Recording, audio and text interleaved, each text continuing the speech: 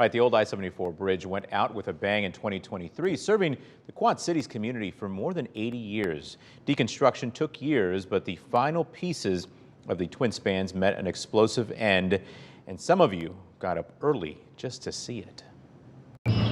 Saying goodbye to the eastbound portion of the old I-74 bridge. In the 1930s, the first span of what's now called the old I-74 bridge was erected. It was a major project. The bridge was designed by a Polish immigrant, Ralph Majeski. In 1968, during the Vietnam War, work stopped on the historic Interstate 74 project because of a shortage of federal funds.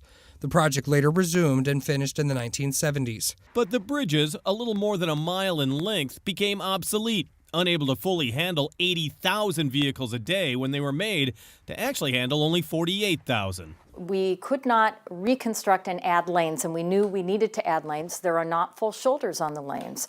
So when a crash occurred on the bridge, it stopped all traffic. I just remember being so narrow. It was unbelievable. It just, no room for error at all. Using high-grade explosives, this would be to bring down the cable and the two towers on each side. But before the bridge goes kaboom, people are coming by to say goodbye one last time. Well, I just want to see it hit the water.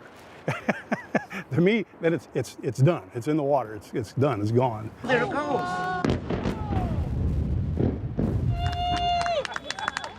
Emotional right now because growing up, I remember them building the span across. Diving crews and contractors remove the debris with cranes. Once the large pieces of the bridge are taken out of the river, a final LiDAR scanning will be done to ensure all debris is collected.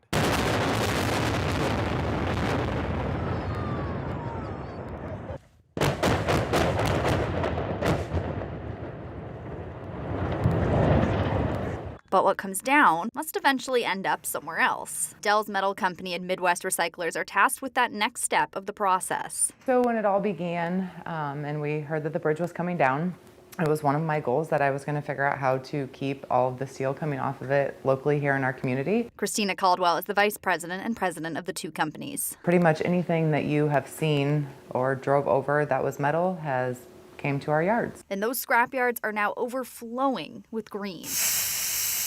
Millions and millions of pounds. Where the old starts to get scrapped into something new.